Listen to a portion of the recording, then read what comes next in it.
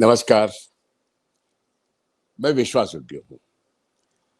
Max Maharashtra Hindi का ये जो चैनल है, ये नए-नए विषयों को लेकर कैंपेन भी करता है और एक बहुत अच्छी बात है कि वो नए विषयों को लेके और जो मुद्दे हैं मज़दूरों के, किसानों के, मध्यम वर्ग के, अर्थव्यवस्था के, इस बारे में मैक्स महाराष्ट्र हिंदी एक बहुत अच्छा काम कर रहा है। तो मैं चाहता हूँ कि इसको सब्सक्राइब करें, आप मेरा वीडियो लाइक करें, और उसको शेयर भी करें, क्योंकि ये जो मुद्दे हैं ये हमारे जिंदगी के रोजमर्रा के मुद्दे हैं।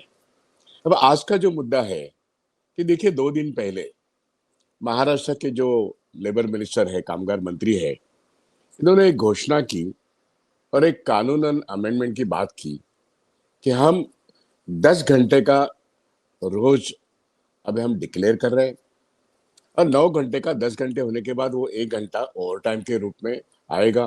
तो लोगों, आप काम करो और पैसा कमाओ, वो उत्पादकता बनाओ, तो मतलब प्रोडक्टिविटी बढ़ाओ, इसके लिए 1 घंटा ज्यादा काम करो। और ये कौन कहता है? कि महाराष्ट्र गवर्नमेंट का एक लेबर मिनिस्टर कहता है। ये इसकी हिम्मत कैसे हुई? ये सब दुनिया भर का कानून है 8 घंटे का, लेकिन इनकी हिम्मत क्यों होती है? क्योंकि कानूनन जो बदलाव हो रहे देश में, वो कोरोना के बाद इस देश की संसद में 15 मिनट के अंदर 44 लेबर लॉज को कैंसिल कर दिया गया और 4 लेबर कोड को इंट्रोड्यूस किया गया। कोरोना के काल में ये हुआ, वैसे ही किसानों के लाभ भी हुए। किसान 1.5 साल तक लड़कर उन्होंने उन कानून को नरेंद्र मोदी से रद्द करवाया। नरेंद्र मोदी उसको रद्द तो कर गए, लेकिन किसानों के हित में उन्होंने एक भी काम नहीं किया। ना वो एमएसपी लागू कर पाते हैं, ना फिर किसानों की आय 2022 में दोगुने करने की बात थी। आज हम 2025 में है, लेकिन आय दोगुनी छोड़ दो, उनकी जो आय, जो लागत है, उससे भी कम है। किसानों पर अन्याय करने वाला ये कैरेक्टर मोदी गवर्नमेंट का है। उसी प्रकार मोदी गवर्नमेंट का दूसरा कैरेक्टर है कि कानून जितने बने थे शहीद भगत सिंह, डॉक्टर बाबा साहेब अम्बेडकर और इस देश की 100 साल की जो कामगार वर्किंग क्लास की जो स्ट्रगल है, इसके जरिए जो बने थे जितने सारे लेबर लॉज, हक की बातें, उन सबको रद्द करने वाली, कैंसल करने वाली, डिस्ट्रॉय करने वाली ऐसी बात नरेंद्र मोदी गवर्नमेंट ने की है। और वो है 44 कानून रद्द करके 4 लेबर कोड बनाना। अब ये 4 लेबर कोड हमने इसलिए कहा कि नरेंद्र मोदी सरकार ने ये 4 लेबर कोड इंट्रोड्यूस किए हैं। सारे राज्य सरकारों ने उसको संशोधन में अपने अपने असेंबली में उसको पेश करके अब वो अडॉप्ट भी किए हैं, लेकिन इसको नोटिफाई करना बाकी है। और पिछले 2 साल से हम देख रहे हैं कि हम आज करेंगे, कल करेंगे। ये जब भी करेंगे, तब इस देश में ऑलरेडी वर्किंग क्लास जितने सारे ट्रेड यूनियंस है, वो सब एकजुट के साथ इन सारे चारों लेबर कोड को अपोज कर रही है, आंदोलन कर रही है। धरना प्रदर्शन, ऑल इंडिया स्ट्राइक लगातार बार बार चल रहा है। हाल ही में मैं जानता हूं, एक जुलाई महीने में ऑल इंडिया स्ट्राइक हो चुका है। All centre trade unions, banks हो, इंश्योरेंस हो, पूरा बंद था इन्हीं 4 लेबर कोड के खिलाफ और सरकार की आर्थिक नीति के खिलाफ। मेरा मुद्दा यह है कि 10 घंटे का एक दिन जब महाराष्ट्र की सरकार निजी क्षेत्र के वर्कर्स के लिए करती है, तो क्या ये सिर्फ उसी क्षेत्र के लिए है? ऐसा नहीं हो सकता। ऐसा नहीं हो सकता। पिछले 4-5 सालों में फैक्ट्रीज एक्ट रद्द किया गया है, शॉप एंड एस्टेब्लिशमेंट एक्ट रद्द किया गया है। इसमें जो बदलाव हुए हैं, वो इस देश की महिलाओं के बारे में जितने सारे कानून पहले थे, डॉक्टर बाबा साहेब अम्बेडकर से लेके या नारायण मेघाजी लोखंडी जी ने जो एक रविवार की छुट्टी या महिला प्रसूति का एक विशेष प्रावधान वाला कायदा बनाया था, ये बुनियादी कायदे अब खत्म हो गए हैं। कानूनन अब महिलाओं की सुरक्षा जिस कानून के जरिए हो सकती थी, अब कोरोना के बाद गवर्नमेंट ऑफ महाराष्ट्र ने आप एयरपोर्ट पे काम करो, मॉल में काम करो, 8 घंटे का 3 शिफ्ट में काम करो, ये महिलाओं की सुरक्षा खतरे में लाके इस सरकार ने किया है। और ये सब कुछ करते वक़्त ये बताएँगे कि हम लोग महिलाओं का रोज़गार बढ़ा रहे हैं। सुरक्षा खतरे में है, लेकिन महिलाओं का रोज़गार बढ़ाएँ, ये बात भारतीय जनता पार्टी के लोग करते हैं। मैं जो अभी बात कर रहा हूँ, ये है कि ये 10 घंटे का रोज़ जब इन्होंने इंट्रोड्यूस किया, ये ज़्यादती है वर्किंग क्लास पर, ये एक्सप्लॉयटेशन है। एक्सप्लॉयटेशन इसलिए है, ये सिर्फ़ प्राइवेट सेक्टर तक सीमित रहने वाला बात नहीं है, क्योंकि 4 लेबर कोड जब नोटिफ़ाई होते हैं, जो पिछले 2 साल से आज नहीं, कल, कल नहीं, परसों सारा प्रावधान तैयार है, लेकिन हम जानते हैं कि इलेक्शन के मोड में जब नरेंद्र मोदी होते हैं, तो वो ऐसी चीज़ें इंट्रोड्यूस नहीं करते। इलेक्शन के बाद वो सोचते हैं और फिर इंट्रोड्यूस करते हैं, लेकिन उनको तो करना ही करना है। क्या करना है उनको 4 लेबर कोड में? नंबर 1 ये ऑक्यूपेशन ऑफ सेफ्टी कोड जो है, वो एक, दूसरा सोशल सिक्योरिटी कोड है और इंडस्ट्रियल रिलेशंस कोड है और वेज कोड है। वेज कोड और इंडस्ट्रियल रिलेशंस कोड ये बताते हैं, हम चारों कोड के बारे में बहुत संक्षिप्त में जानने की कोशिश करेंगे, लेकिन ये चारों कोड का सार क्या है कि चारों कोड में से 44 लेबर लॉस खत्म हो चुके हैं और 4 लेबर कोड में जो आने वाला है, इसमें एक भी रोजगार परमानेंट नहीं पैदा हो सकता, ये बात क्लियर है।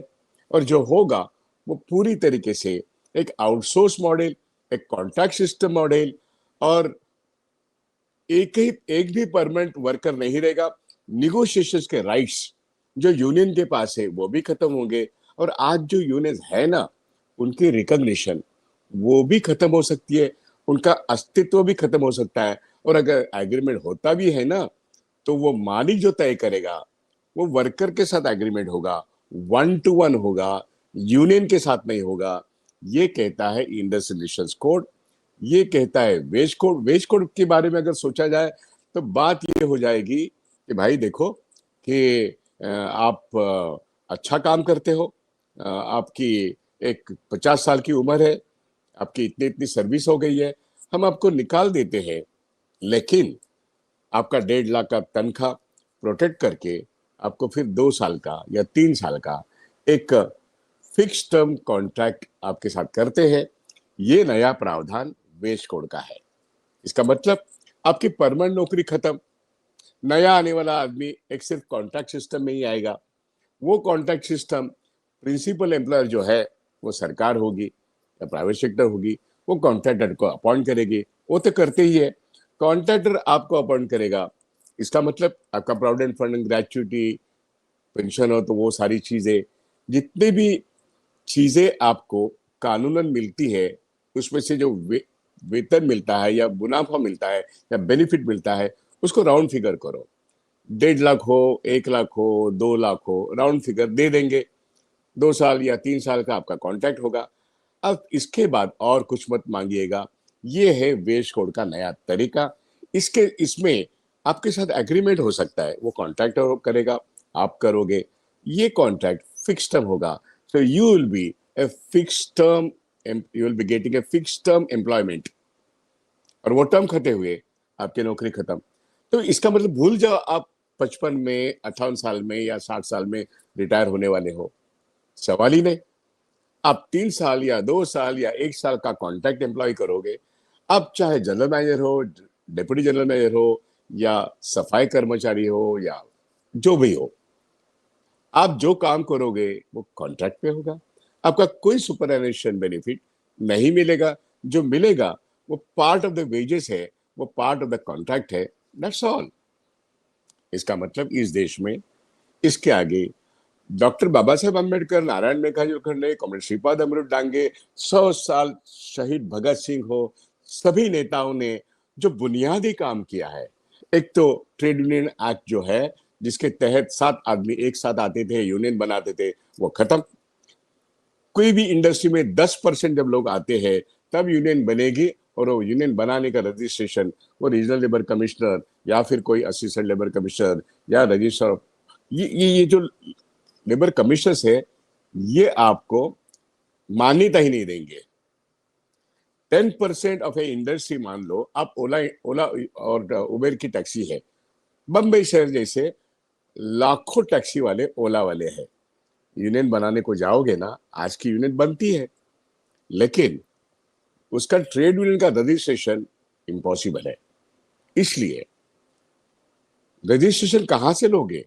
आज ये ट्रेड यूनियन आपको रजिस्ट्रेशन लेना मुश्किल हो जाएगा जब ये लेबर कोड नोटिफाई हो जाएंगे। आज यूनियंस है, लेकिन कल उसके रिकॉग्निशन, उसका जो कुछ है लीगल, वो सब खत्म हो जाएगा, खत्म हो जाएगा। निगोशिएशंस आज बैंकिंग में है, इंश्योरेंस में है, गवर्नमेंट में है, अपने ताकत पर लोग करते हैं। लेकिन कल जब इंडस्ट्रियल रिलेशंस कोड ये कहता है कि कोई जरूरत नहीं आपके साथ एग्रीमेंट करने की, काहे का निगोशिएशन, बात खत्म। नया लेबर कोड ये कहता है कि एम्प्लॉयर और एक वर्कर, इनमें एक एग्रीमेंट होगा, वही निगोशिएशन। मतलब 10 वर्कर होंगे तो 10 लोगों के साथ 10 एग्रीमेंट हो सकते हैं, 100 वर्कर होंगे तो 100 के साथ 100 एग्रीमेंट हो सकते हैं। कलेक्टिव बार्गेनिंग के जोर पर कोई भी निगोशिएशंस नया लेबर कोड मंजूरी नहीं करता है, तो फिर यूनियन काहे का? तो यूनियन का एग्जिस्टेंस खतरे में है। और अब के पिछले 11 साल में ये हम देख रहे हैं, बहुत सारे इंडस्ट्री में यूनियन इज नॉन एग्जिस्टेंट। और इसलिए मजदूर आंदोलन पर सबसे बड़ा हमला पिछले 11 साल में हो रहा है। और कोरोना के बाद ये चारों लेबर कोड और ये आपका ये जो 44 लेबर लॉज है, जिसमें से बुनियादी हक पिछले 100 साल में लड़के मजदूरों ने हासिल किया। कोई भी लॉ अपने आप तो नहीं बना, हाँ संविधान था, लेकिन लोगों को लड़ना पड़ा। संघर्ष के रास्ते से जाने के बाद लॉ बने, और लॉ लोगों के हक के संरक्षण के लिए बने, प्रोटेक्शन के लिए बने, बेहतरी मतलब बेहतरीन लाइफ के लिए बने। अब वो जो रियल वेजेस की बात करते थे, अब रियल वेजेस की बात छोड़ दो, अब मिनिमम वेजेस की बात आ गई है। अब मिनिमम वेजेस भी नहीं जा रहा है, और अब कॉन्ट्रैक्ट लेबर 8 या 10,000 या 12,000 में काम कर रहा है। आज के तारीख में लेबर कोड नहीं है तो भी 97% लोग अनऑर्गेनाइज सेक्टर में है, और सिर्फ 3% लोग ऑर्गेनाइज सेक्टर में है। अब ऑर्गेनाइज सेक्टर में जो यूनियंस है, इनका इंडस्ट्रियल रिलेशंस कोड और वेज कोड लागू होने के बाद और सोशल सिक्योरिटी कोड लागू होने के बाद हालत क्या होगी? दिल बी पेपर यूनियंस, लोगों का हक पूरा मारा जाएगा, no negotiations, no collective bargaining, और नए यूनियंस बनने की कोई संभावना ही नहीं। और इसलिए परमानेंट रोजगार जब खत्म होता है और कॉन्ट्रैक्ट लेबर और एक फिक्स टर्म एम्प्लॉयमेंट आता है, तब जनरल मैन से लेके नीचे तक सभी लोग कॉन्ट्रैक्ट एम्प्लॉय हो गए। और पिछले 7, 8, 10 साल में हम देख रहे हैं कि अब तो जनरल मैनेजर हो या डॉक्टर हो या फिर आपका इंजीनियर हो या कोई भी हो, ये सब लोग कॉन्ट्रैक्ट पे आ रहे हैं, चाहे म्यूनिसिपालिटी हो या हॉस्पिटल्स हो या गवर्नमेंट डिपार्टमेंट हो। अब बैंकों में कौन किसी भी लेवल पे, इंश्योरेंस कंपनी में किसी भी लेवल पे आज सीधे लैटरल एंट्री हो रही है, आईएएस में लैटरल एंट्री हो रही है, आईपीएस में हो रही है, पॉलिटिक्स में तो है ही है। लेकिन सरकारी नौकरियों में लैटरल एंट्री लाके रिजर्वेशन खत्म हो रहा है, चाहे वो एससी हो, एसटी हो, ओबीसी हो, नोमैडिक ट्राइब्स हो, सबके रिजर्वेशन खत्म हो रहे हैं। इस सरकार की जो मंशा है, हर तरीके से जो मजदूरों का हक का कानून है वो तोड़ के इन्वेस्टर या कारपोरेट जो कहते हैं, जिनके हाथ में कैपिटल है, पूंजी है, उनको सहूलियत देने के लिए, उनका ईज ऑफ बिजनेस करने के लिए वो ये सब कुछ बातें कर रहे हैं।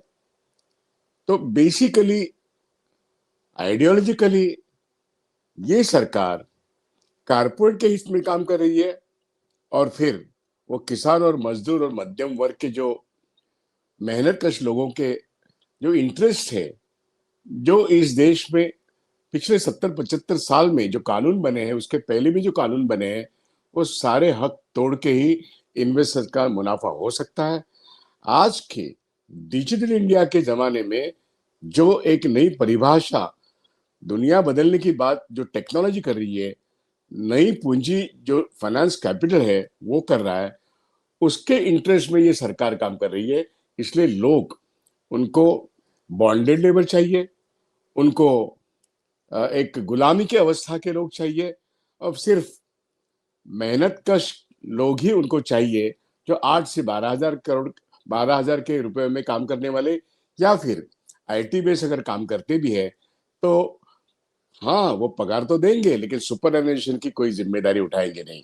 1 लाख हो, 1.5 लाख हो, मिलेगा पैसा तो मिलेगा, लेकिन आपको एक नौकरी की गारंटी नहीं मिलेगी, आपको सुपरएनुएशन की गारंटी नहीं मिलेगी। इसलिए प्रोविडेंट फंड भूल जाओ, ग्रेच्युटी भूल जाओ, पेंशन है तो भूल जाओ, या फिर मार्केट ओरिएंटेड कोई स्कीम जो है जिसको हम एनपीएस कहते हैं या यूपीएस कहते हैं, इस तरीके के मामले इस सरकार की आज की पॉलिसी में है। और इसलिए रिजर्वेशन खत्म, निजीकरण होता है तो रिजर्वेशन खत्म, और पब्लिक सेक्टर हो या प्राइवेट सेक्टर हो, 10 घंटे का जब ऐलान होता है एक महाराष्ट्र जैसे गवर्नमेंट के हिसाब में, उस वक्त पूरा केंद्र सरकार, पूरी जो एक हर स्टेट की जो एक पॉलिसी है, वो इन 44 कानून खत्म होने के बाद 4 लेबर कोड के तहत आएगी। और इसलिए मैंने बात कही कि एक लैटरल एंट्री इस 11 साल में हमने देखा, आईपीएस के लेवल पे, जॉइंट सेक्रेटरी के लेवल पे, डायरेक्टर के लेवल पे गवर्नमेंट में नए जो बच्चे हैं उनको डायरेक्ट एंट्री दी जाती है। तो इतने बड़े पैमाने पे जो एक सीनियरिटी थी आईपीएस के लोगों की, आईएएस के लोगों की, आईआरएस के लोगों की, या फिर आईएएस के लोगों की, ये जो ब्यूरोक्रेसी है, इस ब्यूरोक्रेसी को भी धक्का लगाने की बात आज सरकार ने की है। और इसलिए आगे आने वाले दिनों में पूरा ब्यूरोक्रेसी, उनके भी राइट्स खत्म हो जाएंगे, और ये जो कानून है, लेबर कोड है, इसके जरिए सिर्फ एक फिक्स टर्म एम्प्लॉयमेंट रह जाएगा। तो जनरल मैनेजर से लेके या टॉप पे कोई भी पोस्ट हो, वो वहां से लेके नीचे सभी लोग कॉन्ट्रैक्ट एम्प्लॉय रहेंगे। इनका कोई सुपरएनुएशन बेनिफिट का सवाल नहीं आएगा, इनका रिटायरमेंट एज का सवाल नहीं आएगा, इनका सोशल सिक्योरिटी के सवाल पर आज ये सरकार कुछ नहीं कर पाएगी, क्योंकि 4 ही लेबर कोड इस तरीके से उसको कोडिफाई कर दिया गया है कि wage code, industrial relations code, occupation and safety code and social security code, इसमें बात रह जाएगी सिर्फ फिक्स टर्म एम्प्लॉयमेंट, और जो आपका तनख्वाह है उसके ऊपर का आपका रिटायरमेंट एज खत्म, आपकी वो 58 हो, 55 हो, 60 हो, उसके बाद के मिलने वाला कोई भी सुपरएनुएशन बेनिफिट खत्म। जो आएगा वो मार्केट ओरिएंटेड रहेगा, जिसकी गारंटी कोई भी गवर्नमेंट नहीं दे सकती। इसलिए एनपीएस की गारंटी, यूपीएस की गारंटी मार्केट नहीं दे सकती। ये समझ के चलो, आज इसको अगर बदलाव करना है तो निश्चित रूप से हर वर्कर को, हर नागरिक को, ये जो हम पर होने वाला अटैक है, ये फाइनेंस कैपिटल का अटैक है, ये इस देश का जो संविधान बदलने वालों की ताकत जो है उसका अटैक है, ये एक फैसिज्म का अटैक है। इसको अगर हमको रिवर्स करना है, इसका अगर मुकाबला करना है, तो हमें सिर्फ लेबर लॉस के जरिए सोचना बंद करो।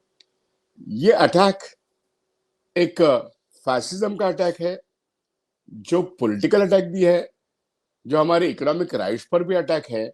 इसको पॉलिटिकली अगर सोचना है तो इस सरकार का तख्ता पलट करने के लिए, जिन्होंने फर्जी वोट के जरिए इलेक्शन कमीशन से हाथ मिला के जो सत्ता में आए हैं, चाहे वो दिल्ली में हो या बंबई में हो या किसी भी राज्य में हो, इनका तख्ता पलट करने के लिए हमें बैलेट बॉक्स के जरिए सोचना पड़ेगा।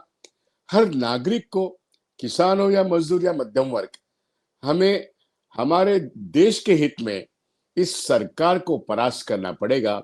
तभी जाके हमारे 44 कानून रिस्टोर हो सकते हैं, हमारा 8 दिन का वर्किंग राइट रिस्टोर हो सकता है। रोजगार बढ़ने की बात कम करेंगे, हम रोजगार कम करने की बात करने वाले नहीं है। हाँ, प्रोडक्टिविटी होनी चाहिए, तनख्वाह बढ़नी चाहिए, इसलिए इंडस्ट्री बढ़नी चाहिए, लेकिन एसएमई हो या एमएसएमई हो, इसके बढ़ोतरी के बारे में सरकार कोरोना के बाद कुछ नहीं कर रही है और इसीलिए रोजगार घटता जा रहा है, बढ़ने का सवाल नहीं, नया परमानेंट रोजगार होने का सवाल नहीं।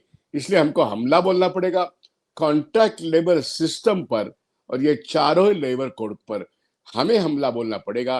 लेकिन हमला बोल का कारण हमें बैलेट बॉक्स से इस सत्ता को ही पलटना पड़ेगा, तभी जाके हमारा स्ट्रगल सक्सेस हो सकता है। नहीं तो हम इंडिविजुअल एम्प्लॉयर से लड़ने में आज पिछले 11 साल में हमें कामयाबी नहीं मिल रही है, क्योंकि अलग अलग लड़ने से हमें कामयाबी नहीं मिलेगी। इसलिए जिन्होंने इस देश के संविधान पर हमला बोला है, संसदीय डेमोक्रेटिक जो डेमोक्रेसी है इस पर हमला बोला है, हमारे हक पर हमला बोला है, सो पॉलिटिकली हमें इन सारे 10 घंटे वाला कानून, 18 घंटे वाला कानून, 4 लेबर कोड, इन सबके ऊपर इस सत्ता को हमें परास्त करने के लिए बैलेट बॉक्स के जरिए हमारा जो 70-75% वोट मोदी सरकार के खिलाफ है, इसकी एकजुट करनी पड़ेगी। ये पॉलिटिकल थिंकिंग, ये आइडियोलॉजिकल थिंकिंग करना पड़ेगा। इसलिए 10 घंटे का मतलब क्या है, 4 लेबर कोड का मतलब क्या है, लड़ाई क्यों और कैसी करनी चाहिए, इसके बारे में मैंने अपने विचार रखे हैं। मैक्स महाराष्ट्र हिंदी का आप ये वीडियो लाइक कीजिए, मैं आपको रिक्वेस्ट करता हूं इसको शेयर कीजिए, ताकि हमारी लड़ाई, एकजुट की लड़ाई, मजदूरों की लड़ाई कामयाब होने के लिए मैक्स महाराष्ट्र हिंदी को आप प्रमोट कीजिए। धन्यवाद, यहीं पर रुकता हूं। नमस्कार।